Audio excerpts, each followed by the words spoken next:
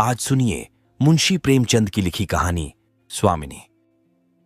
शिवदास ने भंडारे की कुंजी अपनी बहू रामप्यारी के सामने फेंककर अपनी बूढ़ी आंखों में आंसू भरकर कहा, बहू, आज से गिरस्ती की देखभाल तुम्हारे ऊपर है। मेरा सुख भगवान से नहीं देखा गया, नहीं तो क्या जवान बेटे को यूं छीन लेते। उसका काम करने वाला तो कोई चाहिए। एक हल तोड़ दूं तो गुजारा ना होगा। मेरे ही कुकर्म से भगवान का यह कोप आया है और मैं ही अपने माथे पर उसे लूंगा। बिरजू का हल अब मैं ही संभालूंगा। अब घर की देखरेख करने वाला, धरने उठाने वाला तुम्हारे सिवा दूसरा कौन है? रो मत बेटा, भगवान की जो इच्छा थी वह हुआ और जो इच्छा होगी वह होगा। हमारा तुम्हारा क्या बस है? मेरे जीते जी तुम्हें कोई टेढ़ी आंख से देख भी न सकेगा। तुम किसी बात का सोच मत किया करो। बिरजू गया तो अभी बैठा ही हुआ हूं। रामप्यारी और रामदुलारी दो सगी बहनें थीं। दोनों का विवाह मथुरा और बिरजू दो सगे भाइयों से हुआ। दोनों बहनें नहर की तरह ससुराल में भी प्रेम और आनंद से रहने लगीं। शिवदास को पेंशन मिली। दिन भर द्वार पर गपशप करते, भरा पूरा परिवार देखकर प्रसन्न होते और अधिकतर धर्म चर्चा में लगे रहते थे। लेकिन दैवगति से बड़ा लड़का बिरजू बीमार पड़ा और आज उसे मरे हुए 15 दिन बीत गए। आज क्रियाकर्म से फुर्सत मिली और शिवदास ने सच्चे कर्मवीर की भांति फिर जीवन संग्राम के लिए कमर कस ली। मन में उसे चाहे कितना ही दुख हुआ हो, उसे किसी ने रोते नहीं देखा। आज अपनी बहू को देखकर एक क्षण के लिए उसकी आंखें सजल हो गईं, लेकिन उसने मन को संभाला और रुद्ध कंठ से उसे दिलासा देने लगा। कदाचित उसने सोचा था, घर की स्वामिनी बनकर विधवा के आंसू पूंछ जाएंगे। कम से कम उसे इतना कठिन परिश्रम न करना पड़ेगा। इसलिए उसने भंडारे की कुंजी बहू के सामने फेंक दी थी। वैधव्य की व्यथा को स्वामित्व के गर्व से दबा देना चाहता था। रामप्यारी ने पुलकित कंठ से कहा, यह कैसे हो सकता है दादा कि तुम मेहनत मजदूरी करो और मैं मालकिन बनकर बैठूं? काम धंधे में लगी रहूंगी तो मन बदला रहेगा। बैठे बैठे तो रोने के सिवा और कुछ न होगा। शिवदास ने समझाया, बेटा, दैवगति में तो किसी का बस नहीं। रोने धोने से हलकानी के सिवा और क्या हाथ आएगा? घर में भी तो 20 काम हैं। कोई साधु संत आ जाएं, कोई पाहुना ही आ पहुंचे तो उनके सेवा सत्कार के लिए किसी को घर पर रहना ही पड़ेगा। बहू ने बहुत से हीले किए पर शिवदास ने एक न सुनी। शिवदास के बाहर चले जाने पर रामप्यारी ने कुंजी उठाई तो उसे मन में अपूर्व गौरव और उत्तरदायित्व का अनुभव हुआ। जरा देर के लिए पति वियोग का दुख उसे भूल गया। उसकी छोटी बहन और देवर दोनों काम करने गए हुए थे। शिवदास बाहर था। घर बिल्कुल खाली था। इस वक्त वह निश्चित होकर भंडारे को खोल सकती है। उसमें क्या क्या सामान है, क्या क्या विभूति है, ये देखने के लिए उसका मन लालायित हो उठा। इस घर में वह कभी ना आई थी। जब कभी किसी को कुछ देना या किसी से कुछ लेना होता था, तभी शिवदास आकर इस कोठरी को खोला करता था। फिर उसे बंद कर वह ताली अपनी कमर में रख लेता था। रामप्यारी कभी कभी द्वार की दरारों से भीतर झांकती थी, पर अंधेरे में कुछ न दिखाई देता। सारे घर के लिए वह कोठरी तिलिस्म या रहस्य था, जिसके विषय में भांति भांति की कल्पनाएं होती रहती थीं। आज रामप्यारी को वह रहस्य खोलकर देखने का अवसर मिल गया। उसने बाहर का द्वार बंद कर दिया कि कोई उसे भंडार खोलते न देख ले। बेजरूरत उसने क्यों खोला? तब आकर कांपते हुए हाथों से ताला खोला। उसकी छाती धड़क रही थी कि कोई द्वार न खटखटाने लगे। अंदर पांव रखा तो उसे कुछ उसी प्रकार का, लेकिन उससे कहीं तीव्र आनंद हुआ जो उसे अपने गहने कपड़े की पिटारी खोलने में होता था। मटकों में गुड़, शक्कर, गेहूं, जौ आदि चीजें रखी हुई थीं। एक किनारे बड़े बड़े बर्तन धरे थे जो शादी ब्याह के अवसर पर निकाले जाते थे या मांगे दिए जाते थे। एक आले पर मालगुजारी की रसीदें और लेन देन के पुर्जे बंधे हुए रखे थे। कोठरी में एक विभूति सी छाई थी, मानो लक्ष्मी अज्ञात रूप से विराज रही हो। उस विभूति की छाया में रामप्यारी आधे घंटे तक बैठी अपनी आत्मा को तृप्त करती रही। प्रतिक्षण उसके हृदय पर ममत्व का नशा सा छाया जा रहा था। जब वह उस कोठरी से निकली तो उसके मन के संस्कार बदल गए थे, मानो किसी ने उस पर मंत्र डाल दिया हो। उसी समय द्वार पर किसी ने आवाज दी। उसने तुरंत भंडारे का द्वार बंद किया और जाकर सदर दरवाजा खोल दिया। देखा तो पड़ोसिन झुनिया खड़ी है और 1 रुपया उधार मांग रही है। रामप्यारी ने रूखाई से कहा, अभी तो एक पैसा घर में नहीं है जीजी, क्रियाकर्म में सब खर्च हो गया। झुनिया चकरा गई। चौधरी के घर में इस समय 1 रुपया भी नहीं है, यह विश्वास करने की बात न थी। जिसके यहां सैकड़ों का लेन देन है, वह सब कुछ क्रियाकर्म में नहीं खर्च कर सकता। अगर शिवदास ने बहाना किया होता तो उसे आश्चर्य न होता। प्यारी तो अपने सरल स्वभाव के लिए गांव में मशहूर थी। अक्सर शिवदास की आंखें बचाकर पड़ोसियों को इच्छित वस्तुएं दे दिया करती थी। अभी कल ही उसने जानकी को सेर भर दूध दिया, यहां तक कि अपने गहने तक मांगे दे देती थी। कृपण शिवदास के घर में ऐसी सखरज बहू का आना गांव वाले अपने सौभाग्य की बात समझते थे। झुनिया ने चकित होकर कहा, ऐसा न कहो जीजी, बड़े गाढ़े में पढ़कर आई हूं, नहीं तुम जानती हो मेरी आदत ऐसी नहीं है। बाकी का 1 रुपया देना है। प्यादा द्वार पर खड़ा बकझक कर रहा है, रुपया दे दो तो किसी तरह यह विपत्ति टले। मैं आज के 8वें दिन आकर दे जाऊंगी। गांव में और कौन घर है जहां मांगने जाऊं। प्यारी टस से मस न हुई। उसके जाते ही प्यारी सांझ के लिए रसोई पानी का इंतजाम करने लगी। पहले चावल दाल बिन्ना अपाढ़ लगता था और रसोई में जाना तो सूली पर चढ़ने से कम न था। कुछ देर बहनों में झांव झांव होती, तब शिवदास आकर कहते, क्या आज रसोई न बनेगी? तो 2 में से 1 उठती और मोटे मोटे टिक्कड़ लगाकर रख देती, मानो बैलों का रातिब हो। आज प्यारी तनमन से रसोई के प्रबंध में लगी हुई है। अब वह घर की स्वामिनी है। तब उसने बाहर निकलकर देखा, कितना कूड़ा करकट पड़ा हुआ है। बूढ़ू दिन भर मक्खी मारा करते हैं, इतना भी नहीं होता कि जरा झाड़ू ही लगा दें।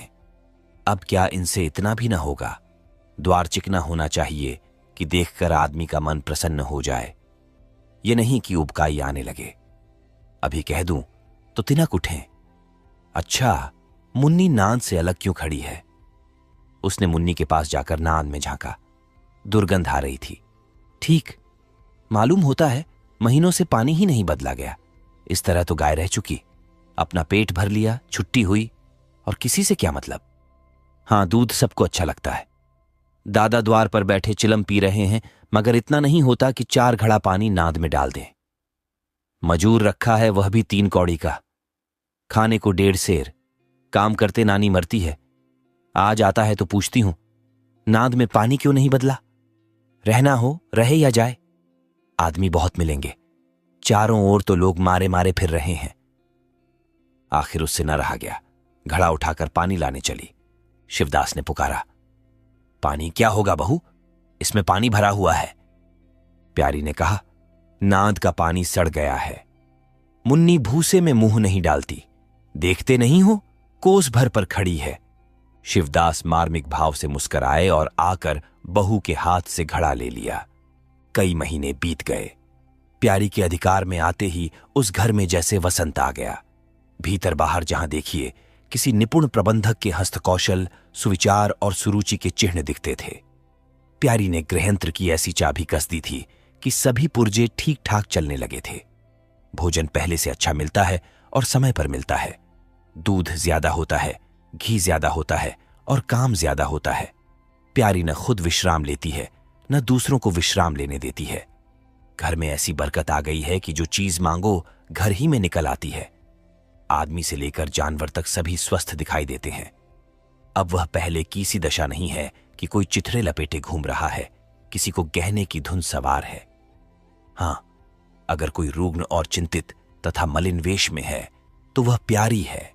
फिर भी सारा घर उससे जलता है। यहां तक कि बूढ़े शिवदास भी कभी कभी उसकी बदगोई करते हैं। किसी को पहर रात रहे उठना अच्छा नहीं लगता। मेहनत से सभी जी चुराते हैं, फिर भी यह सब मानते हैं कि प्यारी न हो तो घर का काम न चले। और तो और दोनों बहनों में भी अब उतना अपनापन नहीं।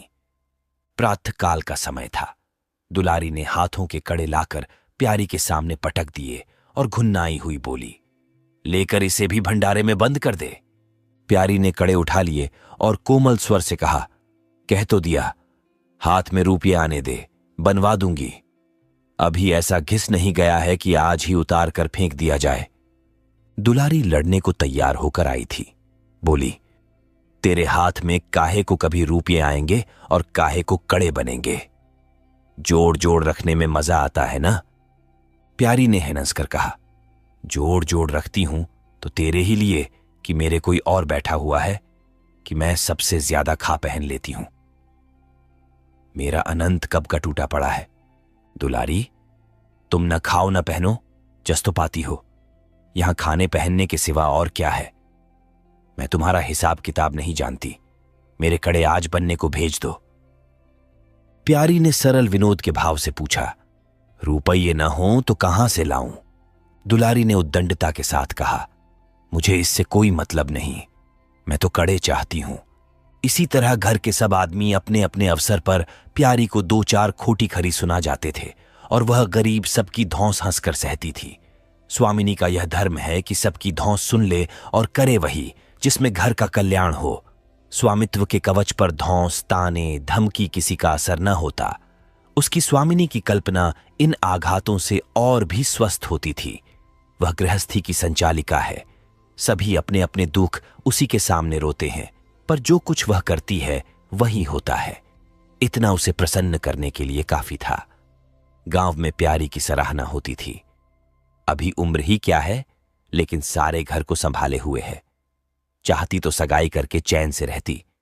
इस घर के पीछे अपने को मिटाए देती है। कभी किसी से हंसती बोलती भी नहीं, जैसे काया पलट हो गई। कई दिन बाद दुलारी के कड़े बनकर आ गए। प्यारी खुद सुनार के घर दौड़ दौड़ गई। संध्या हो गई थी। दुलारी और मथुरा हाट से लौटे। प्यारी ने नए कड़े दुलारी को दिए। दुलारी निहाल हो गई। चटपट कड़े पहने और दौड़ी हुई बरौठे में जाकर मथुरा को दिखाने लगी। प्यारी बरौठे के द्वार पर छिपी खड़ी यह दृश्य देखने लगी। उसकी आंखें सजल हो गईं। दुलारी उससे कुल 3 ही साल तो छोटी है, पर दोनों में कितना अंतर है। उसकी आंखें मानो उस दृश्य पर जम गईं। दंपति का वह सरल आनंद, उनका प्रेमालिंगन, उनकी मुग्ध मुद्रा प्यारी की टकटकी सी बंध गई। यहां तक कि दीपक के धुंधले प्रकाश में वे दोनों उसकी नजरों से गायब हो गए और अपने ही अतीत जीवन की एक लीला आंखों के सामने बार बार नए नए रूप में आने लगी। सहसा शिवदास ने पुकारा, बड़ी बहू, एक पैसा दो, तमाखू में नंगवाऊं। प्यारी की समाधि टूट गई। आंसू पोंछती हुई भंडारे में पैसा लेने चली गई। एक एक करके प्यारी के गहने उसके हाथ से निकलते जाते थे। वह चाहती थी मेरा घर गांव में सबसे संपन्न समझा जाए और इस महत्वाकांक्षा का मूल्य देना पड़ता था। कभी घर की मरम्मत के लिए और कभी बैलों की नई गोई खरीदने के लिए, कभी नातेदारों के व्यवहारों के लिए, कभी बीमारों की दवा दारू के लिए रुपये की जरूरत पड़ती रहती थी। और जब बहुत कतरब्योंत करने पर भी काम न चलता तो वह अपनी कोई न कोई चीज निकाल देती और चीज एक बार हाथ से निकलकर फिर न लौटती थी। वह चाहती तो इनमें से कितने ही खर्चों को टाल जाती, पर जहां इज्जत की बात आ पड़ती थी वह दिल खोलकर खर्च करती। अगर गांव में हेठी हो गई तो क्या बात रही, लोग उसी का नाम तो धरेंगे। दुलारी के पास भी गहने थे। 2-1 चीजें मथुरा के पास भी थीं, लेकिन प्यारी उनकी चीजें न छूती। उनके खाने पहनने के दिन हैं, वे इस जंजाल में क्यों फंसे। दुलारी को लड़का हुआ तो प्यारी ने धूम से जन्मोत्सव मनाने का प्रस्ताव किया। शिवदास ने विरोध किया। क्या फायदा, जब भगवान की दया से सगाई ब्याह के दिन आएंगे तो धूमधाम कर लेना। प्यारी का हौसलों से भरा दिल भला क्यों मानता। बोली, कैसी बात कहते हो दादा, पहलौठे लड़के के लिए भी धूमधाम न हुई तो कब होगी। मन तो नहीं मानता, फिर दुनिया क्या कहेगी। नाम बड़े दर्शन थोड़े। मैं तुमसे कुछ नहीं मांगती, अपना सारा सरंजाम कर लूंगी। गहनों के माथे जाएगी और क्या। शिवदास ने चिंतित होकर कहा, इस तरह एक दिन धागा भी न बचेगा। कितना समझाया बेटा, भाई भौजाई किसी के नहीं होते। अपने पास 2 चीजें रहेंगी तो सब मुंह जोहेंगे, नहीं कोई सीधे बात भी न करेगा।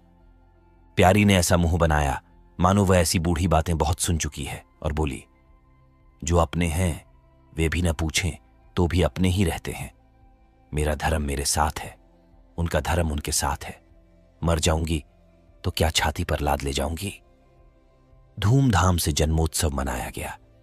बरही के दिन सारी बिरादरी का भोज हुआ। लोग खा पी कर चले गए। प्यारी दिन भर की थकी मांदी आंगन में एक टाट का टुकड़ा बिछाकर कमर सीधी करने लगी। आंखें झपक गईं। मथुरा उसी वक्त घर में आया। नवजात पुत्र को देखने के लिए उसका चित्त व्याकुल हो रहा था। दुलारी सौरगृह से निकल चुकी थी। गर्भावस्था में उसकी देह क्षीण हो गई थी, मुंह भी उतर गया था, पर आज स्वस्थता की लालिमा मुख पर छाई हुई थी। सौर के संयम और पौष्टिक भोजन ने देह को चिकना कर दिया था। मथुरा उसे आंगन में देखते ही समीप आ गया और एक बार प्यारी की ओर ताककर उसके निद्रा मग्न होने का निश्चय करके उसने शिशु को गोद में ले लिया और उसका मुंह चूमने लगा। आहट पाकर प्यारी की आंखें खुल गईं, पर उसने नींद का बहाना किया और अधखुली आंखों से यह आनंद क्रीड़ा देखने लगी। माता और पिता दोनों बारी बारी से बालक को चूमते, गले लगाते और उसके मुख को निहारते थे। कितना स्वर्गीय आनंद था। प्यारी की तृषित लालसा एक क्षण के लिए स्वामिनी को भूल गई।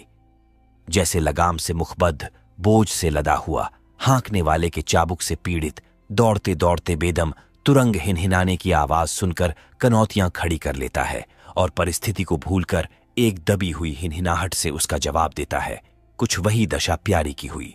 उसका मातृत्व, जो पिंजरे में बंद, मूक, निश्चेष्ट पड़ा हुआ था, समीप से आने वाली मातृत्व की चहकार सुनकर जैसे जाग पड़ा और चिंताओं के उस पिंजरे से निकलने के लिए पंख फड़फड़ाने लगा। मथुरा ने कहा, ये मेरा लड़का है।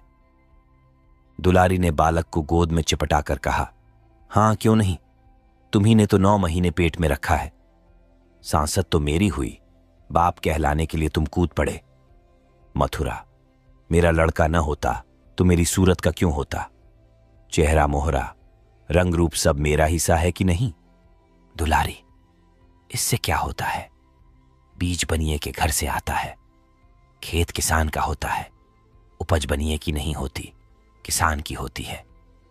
मथुरा, बातों में तुमसे कोई न जीतेगा। मेरा लड़का बड़ा हो जाएगा तो मैं द्वार पर बैठकर मजे से हुक्का पिया करूंगा। दुलारी, मेरा लड़का पढ़े लिखेगा, कोई बड़ा हुद्दा पाएगा, तुम्हारी तरह दिन भर बैल के पीछे न चलेगा। मालकिन से कहना है कल एक पालना बनवा दें। मथुरा, अब बहुत सवेरे न उठा करना और छाती फाड़कर काम भी न करना। दुलारी, ये महारानी जीने देंगी? मथुरा, मुझे तो बेचारी पर दया आती है, उसके कौन बैठा हुआ है, हम ही लोगों के लिए मरती है। भैया होते तो अब तक 2-3 बच्चों की मां हो गई होती। प्यारी के कंठ में आंसुओं का ऐसा वेग उठा कि उसे रोकने में सारी देह कांप उठी। अपना वंचित जीवन उसे मरुस्थल सा लगा, जिसकी सूखी रेत पर वह हरा भरा बाग लगाने की निष्फल चेष्टा कर रही थी। कुछ दिनों के बाद शिवदास भी मर गया। उधर दुलारी के 2 बच्चे और हुए। वह भी अधिकतर बच्चों के लालन पालन में व्यस्त रहने लगी। खेती का काम मजदूरों पर आ पड़ा। मथुरा मजदूर तो अच्छा था, संचालक अच्छा न था। उसे स्वतंत्र रूप से काम लेने का कभी अवसर न मिला। खुद पहले भाई की निगरानी में काम करता रहा, बाद को बाप की निगरानी में काम करने लगा। खेती का तार भी न जानता था। वही मजूर उसके यहां टिकते थे जो मेहनत नहीं खुशामद करने में कुशल होते थे। इसलिए प्यारी को अब दिन में 2-4 चक्कर हार के भी लगाना पड़ता। कहने को वह अब भी मालकिन थी, पर वास्तव में घर भर की सेविका थी। मजूर भी उससे त्योरियां बदलते, जमींदार का प्यादा भी उसी पर धौंस जमाता। भोजन में भी किफायत करनी पड़ती। लड़कों को तो जितनी बार मांगे उतनी बार कुछ न कुछ चाहिए। दुलारी तो लड़कौरी थी, उसे भरपूर भोजन चाहिए। मथुरा घर का सरदार था, उसके इस अधिकार को कौन छीन सकता था? मजूर भला क्यों रियायत करने लगे थे? सारी कसर प्यारी पर निकलती थी। वही एक फालतू चीज थी। अगर आधा पेट खाए तो किसी को हानि न हो सकती थी। 30 वर्ष की अवस्था में उसके बाल पक गए, कमर झुक गई, आंखों की जोत कम हो गई, मगर वह प्रसन्न थी। स्वामित्व का गौरव इन सारे जख्मों पर मरहम का काम करता था। एक दिन मथुरा ने कहा, भाभी, अब तो कहीं परदेश जाने का जी होता है। यहां तो कमाई में बरकत नहीं, किसी तरह पेट की रोटी चल जाती है, वह भी रो धोकर। कई आदमी पूरब से आए हैं, वे कहते हैं वहां 2-3 रुपये रोज की मजदूरी हो जाती है। 4-5 साल भी रह गया तो माला माल हो जाऊंगा। अब आगे लड़के वाले हुए, इनके लिए कुछ तो करना ही चाहिए। दुलारी ने समर्थन किया, हाथ में 4 पैसे होंगे, लड़कों को पढ़ाएंगे लिखाएंगे। हमारी तो किसी तरह कट गई, लड़कों को तो आदमी बनाना है। प्यारी यह प्रस्ताव सुनकर अवाक रह गई, उनका मुंह ताकने लगी। इसके पहले इस तरह की बातचीत कभी न हुई थी। ये धुन कैसे सवार हो गई? उसे संदेह हुआ, शायद मेरे कारण यह भावना उत्पन्न हुई। बोली, मैं तो जाने को ना कहूंगी, आगे जैसी इच्छा हो। लड़कों को पढ़ाने लिखाने के लिए यहां भी तो मदरसा है। फिर क्या नित्य यही दिन बने रहेंगे? 2-3 साल भी खेती बन गई तो सब कुछ हो जाएगा। मथुरा, इतने दिन खेती करते हो गए, जब अब तक न बनी तो अब क्या बन जाएगी? इस तरह एक दिन चल देंगे, मन की मन में रह जाएगी। फिर अब पौरूख भी तो थक रहा है, यह खेती कौन संभालेगा? लड़कों को मैं चक्की में जोत कर उनकी जिंदगी नहीं खराब करना चाहता। प्यारी ने आंखों में आंसू लाकर कहा, भैया, घर पर जब तक आधी मिले सारी के लिए न धावना चाहिए। अगर मेरी ओर से कोई बात हो तो अपना घर बार अपने हाथ में करो, मुझे एक टुकड़ा दे देना, पड़ी रहूंगी। मथुरा आर्द्र कंठ होकर बोला, भाभी, यह तुम क्या कहती हो? तुम्हारे ही सैन भाले यह घर अब तक चला है, नहीं रसातल में चला गया होता। इस गृहस्थी के पीछे तुमने अपने को मिट्टी में मिला दिया, अपनी देह घुला डाली। मैं अंधा नहीं हूं, सब कुछ समझता हूं, हम लोगों को जाने दो। भगवान ने चाहा तो घर फिर संभल जाएगा, तुम्हारे लिए हम बराबर खर्च बरच भेजते रहेंगे। प्यारी ने कहा, जो ऐसा ही है तो तुम चले जाओ, बाल बच्चों को कहां कहां बांधे फिरोगे? दुलारी बोली, यह कैसे हो सकता है बहन? यहां देहात में लड़के क्या पढ़े लिखेंगे? बच्चों के बिना इनका जी भी वहां न लगेगा। दौड़ दौड़ कर घर आएंगे और सारी कमाई रेल खा जाएगी। परदेश में अकेले जितना खर्चा होगा उतने में सारा घर आराम से रहेगा। प्यारी बोली, तो मैं ही यहां रहकर क्या करूंगी? मुझे भी लेते चलो। दुलारी उसे साथ ले चलने को तैयार न थी। कुछ दिन जीवन का आनंद उठाना चाहती थी। अगर परदेश में भी यह बंधन रहा तो जाने से फायदा ही क्या? बोली, बहन, तुम चलती तो क्या बात थी, लेकिन फिर यहां का कारोबार तो चौपट हो जाएगा। तुम तो कुछ न कुछ देखभाल करती ही रहोगी। प्रस्थान की तिथि के एक दिन पहले ही रामप्यारी ने रात भर जागकर हलवा और पूरियां पकाईं। जब से इस घर में आई, कभी एक दिन के लिए अकेले रहने का अवसर नहीं आया। दोनों बहनें सदा साथ रहीं। आज उस भयंकर अवसर को सामने आते देखकर प्यारी का दिल बैठा जाता था। वह देखती थी, मथुरा प्रसन्न है, बाल वृंद यात्रा के आनंद में खाना पीना तक भूले हुए हैं, तो उसके जी में आता वह भी इसी भांति निर्द्वंद्व रहे, मोह और ममता को पैरों से कुचल डाले। किंतु वह ममता जिस खाद्यल को खा खा कर पली थी, उसे अपने सामने से हटाए जाते देखकर क्षुब्ध होने से न रुकती थी। दुलारी तो इस तरह निश्चिंत होकर बैठी थी, मानो कोई मेला देखने जा रही है। नई नई चीजों को देखने, नई दुनिया में विचरने की उत्सुकता ने उसे क्रियाशून्य सा कर दिया था। प्यारी के सिरे सारे प्रबंध का भार था। धोबी के घर से सब कपड़े आए हैं या नहीं, कौन कौन से बर्तन साथ जाएंगे, सफर खर्च के लिए कितने रुपये की जरूरत होगी। एक बच्चे को खांसी आ रही थी, दूसरे को कई दिन से दस्त आ रहे थे। उन दोनों की औषधियों को पीसना कूटना आदि सैकड़ों ही काम व्यस्त किए हुए थे। लड़कोरी न होकर भी वह बच्चों के लालन पोषण में दुलारी से कुशल थी। देखो, बच्चों को बहुत मारना पीटना मत। मारने से बच्चे जिद्दी या बेहया हो जाते हैं। बच्चों के साथ आदमी को बच्चा बन जाना पड़ता है। जो तुम चाहो कि हम आराम से पड़े रहें और बच्चे चुपचाप बैठे रहें, हाथ पैर न हिलाएं, तो यह हो नहीं सकता। बच्चे तो स्वभाव के चंचल होते हैं, उन्हें किसी न किसी काम में फिसाए रखो। धेले का खिलौना 1000 घुड़कियों से बढ़कर होता है। दुलारी इन उपदेशों को इस तरह बेमन होकर सुनती थी, मानो कोई सनक कर बक रहा हो। विदाई का दिन प्यारी के लिए परीक्षा का दिन था। उसके जी में आता था कहीं चली जाए जिसमें वह दृश्य देखना न पड़े। हां, घड़ी भर में यह घर सूना हो जाएगा। वह दिन भर घर में अकेली पड़ी रहेगी, किससे हिननसेगी बोलेगी। यह सोचकर उसका हृदय कांप जाता था। ज्यों ज्यों समय निकट आता था, उसकी वृत्तियां शिथिल होती जाती थीं। वह कोई काम करते करते जैसे खो जाती थी और अपलक नेत्रों से किसी वस्तु को ताकने लगती। कभी अवसर पाकर एकांत में जाकर थोड़ा सा रो आती थी। मन को समझा रही थी, यह लोग अपने होते तो क्या इस तरह चले जाते। ये तो मानने का नाता है, किसी पर कोई जबरदस्ती है। दूसरों के लिए कितना ही मरो तो भी अपने नहीं होते। पानी तेल में कितना ही मिले फिर भी अलग ही रहेगा। बच्चे नए नए कुर्ते पहने नवाब बने घूम रहे थे। प्यारी उन्हें प्यार करने के लिए गोद लेना चाहती तो रोने का सा मुंह बनाकर छुड़ाकर भाग जाते। वह क्या जानती थी कि ऐसे अवसर पर बहुधा अपने बच्चे भी निष्ठुर हो जाते हैं। 10 बजते बजते द्वार पर बैलगाड़ी आ गई। लड़के पहले ही से उस पर जा बैठे। गांव के कितने स्त्री पुरुष मिलने आए। प्यारी को इस समय उनका आना बुरा लग रहा था। वह दुलारी से थोड़ी देर एकांत गले मिलकर रोना चाहती थी। मथुरा से हाथ जोड़कर कहना चाहती थी, मेरी खोज खबर लेते रहना, तुम्हारे सिवा मेरा संसार में कौन है। लेकिन इस भंभड़ में उसको इन बातों का मौका न मिला। मथुरा और दुलारी दोनों गाड़ी में जा बैठे और प्यारी द्वार पर रोती खड़ी रह गई। वह इतनी विह्वल थी कि गांव के बाहर तक पहुंचाने की भी उसे सुधि न रही। कई दिन तक प्यारी मूर्छित सी पड़ी रही। न घर से निकली, न चूल्हा जलाया, न हाथ मुंह धोया। उसका हलवाहा जोखू बार बार आकर कहता, मालकिन उठो, मुंह हाथ धो, कुछ खाओ पियो। कब तक इस तरह पड़ी रहोगी?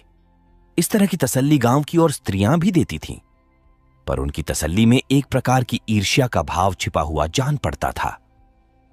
जोखू के स्वर में सच्ची सहानुभूति झलकती थी। जोखू कामचोर, बातूनी और नशेबाज था। प्यारी उसे बराबर डांटती रहती थी। 2-1 बार उसे निकाल भी चुकी थी, पर मथुरा के आग्रह से फिर रख लिया था। आज भी जोखू की सहानुभूति भरी बातें सुनकर प्यारी झुंझलाती, ये काम करने क्यों नहीं जाता, यहां मेरे पीछे क्यों पड़ा हुआ है। मगर उसे झिड़क देने को जी न चाहता था। उसे उस समय सहानुभूति की भूख थी। फल कांटेदार वृक्ष से भी मिले तो क्या उन्हें छोड़ दिया जाता है। धीरे धीरे क्षोभ का वेग कम हुआ। जीवन के व्यापार होने लगे। अब खेती का सारा भार प्यारी पर था। लोगों ने सलाह दी, एक हल तोड़ दो और खेतों को उठा दो, पर प्यारी का गर्व यूं ढोल बजाकर अपनी पराजय स्वीकार न करना था। सारे काम पूर्ववत चलने लगे। उधर मथुरा के चिट्ठी पत्री न भेजने से उसके अभिमान को और भी उत्तेजना मिली। वह समझता है, मैं उसके आसरे बैठी हूं, उसके चिट्ठी भेजने से मुझे कोई निधि न मिल जाती। उसे अगर मेरी चिंता नहीं है तो मैं कब उसकी परवाह करती हूं। घर में तो अब विशेष काम रहा नहीं। प्यारी सारे दिन खेतीबाड़ी के कामों में लगी रहती। खरबूजे बोए थे, वह खूब फले और खूब बिके। पहले सारा दूध घर में खर्च हो जाता था, अब बिकने लगा। प्यारी की मनोवृत्तियों में भी एक विचित्र परिवर्तन आ गया। वह अब साफ कपड़े पहनती, मांग छोटी की ओर से भी उतनी उदासीन न थी। आभूषणों में भी रुचि हुई। रुपये हाथ में आते ही उसने अपने गिरवी गहने छुड़ाए और भोजन भी संयम से करने लगी। सागर पहले खेतों को सींचकर खुद खाली हो जाता था, अब निकास की नालियां बंद हो गई थीं। सागर में पानी जमा होने लगा और उसमें हल्की हल्की लहरें भी थीं। खिले हुए कमल भी थे। एक दिन जोखू हार से लौटा तो अंधेरा हो गया था। प्यारी ने पूछा, अब तक वहां क्या करता रहा? जोखू ने कहा, 4 क्यारियां बच रही थी। मैंने सोचा 10 मोट और खींच दूं, कल का झंझट कौन रखे। जोखू अब कुछ दिनों से काम में मन लगाने लगा था। जब तक मालिक उसके सिर पर सवार रहते थे वह हीले बहाने करता था। अब सब कुछ उसके हाथ में था। प्यारी सारे दिन हार में थोड़ी ही रह सकती थी, इसलिए अब उसमें जिम्मेदारी आ गई थी। प्यारी ने लौटे का पानी रखते हुए कहा, अच्छा, हाथ मुंह धो डालो। आदमी जान रखकर काम करता है, हाय हाय करने से कुछ नहीं होता। खेत आज न होते कल होते, क्या जल्दी थी। जोखू ने समझा, प्यारी बिगड़ रही है। उसने तो अपनी समझ में कारगुजारी की थी और समझा था तारीफ होगी। यहां आलोचना हुई। चिढ़कर बोला, मालकिन, दाहिने बाएं दोनों ओर चलती हो, जो बात नहीं समझती हो उसमें क्यों कूदती हो? कल के लिए तो ऊंचवा के खेत पड़े सूख रहे हैं। आज बड़ी मुश्किल से कुआं खाली हुआ था। सवेरे मैं पहुंचता तो कोई और आकर न छेंक लेता, फिर अठवारे तक राह देखनी पड़ती। तक तो सारी उख विदा हो जाती। प्यारी उसकी सरलता पर हंस कर बोली, अरे तो मैं तुझे कुछ कह थोड़ी रही हूं पागल। मैं तो कहती हूं कि जान रखकर काम कर। कहीं बीमार पड़ गया तो लेने के देने पड़ जाएंगे। जोखू, कौन बीमार पड़ जाएगा? मैं 20 साल में कभी सिर तक तो दुखा नहीं, आगे की नहीं जानता। कहो रात भर काम करता रहूं। प्यारी, मैं क्या जानूं, तुम ही अंतरे दिन बैठे रहते थे और पूछा जाता था तो कहते थे झुर आ गया था, पेट में दर्द था। जोखू झेंपता हुआ बोला, वह बातें जब थीं जब मालिक लोग चाहते थे कि इसे पीस डालें। अब तो जानता हूं मेरे ही माथे हैं, मैं न करूंगा तो सब चौपट हो जाएगा। प्यारी, मैं क्या देखभाल नहीं करती? जोखू, तुम बहुत करोगी, 2 बेर चली जाओगी, सारे दिन तुम वहां बैठी नहीं रह सकती। प्यारी को उसके निष्कपट व्यवहार ने मुग्ध कर दिया। बोली, तो इतनी रात गए चूल्हा जलाओगे, कोई सगाई क्यों नहीं कर लेते? जोखू ने मुंह धोते हुए कहा, तुम भी खूब कहती हो मालकिन, अपने पेट भर को तो होता नहीं सगाई कर लूं। 1.25 सेर खाता हूं, 1 जून पूरा 1.25 सेर, दोनों जून के लिए 2 सेर चाहिए। प्यारी, अच्छा आज मेरी रसोई में खाओ, देखूं कितना खाते हो। जोखू ने पुलकित होकर कहा, नहीं मालकिन, तुम बनाते बनाते थक जाओगी। हां, आध सेर के 2 रोटा बनाकर खिला दो तो खा लूं। मैं तो यही करता हूं, बस आटा सानकर 2 लिट बनाता हूं और उपले पर सेंक लेता हूं, कभी मट्ठे से, कभी नमक से, कभी प्याज से खा लेता हूं और आकर पड़ रहता हूं। प्यारी, मैं तुम्हें आज फुलके खिलाऊंगी। जोखू, तब तो सारी रात खाते ही बीत जाएगी। प्यारी बको मत, झटपट आकर बैठ जाओ। जोखू, जरा बैलों को सानी पानी देता जाऊं तो बैठूं। जोखू और प्यारी में ठनी हुई थी। प्यारी ने कहा, मैं कहती हूं धान रोपने की कोई जरूरत नहीं, झड़ी लग जाए तो खेत डूब जाए, बरखा बंद हो जाए तो खेत सूख जाए, ज्वार बाजरा सन अरहर सब तो हैं, धान न सही। जोखू ने अपने विशाल कंधे पर फावड़ा रखते हुए कहा, जब सबका होगा तो मेरा भी होगा, सबका डूब जाएगा तो मेरा भी डूब जाएगा। मैं क्यों किसी से पीछे रहूं? बाबा के जमाने में 5 बीघा से कम नहीं रोपा जाता था, बिरजू भैया ने उसमें 1-2 बीघे और बढ़ा दिए। मथुरा ने भी थोड़ा बहुत हर साल रोपा, तो मैं क्या सबसे गया बीता हूं? मैं 5 बीघे से कम न लगाऊंगा। तब घर में 2 जवान काम करने वाले थे, मैं अकेला उन दोनों के बराबर खाता हूं, दोनों के बराबर काम क्यों ना करूंगा? चल झूठा कहीं का, कहते थे 2 सेर खाता हूं, 4 सेर खाता हूं, आध सेर में रह गए। एक दिन तौलो तब मालूम हो। तौला है बड़े खाने वाले। मैं कह देती हूं धान न रोपो मजूर मिलेंगे नहीं, अकेले हलकान होना पड़ेगा।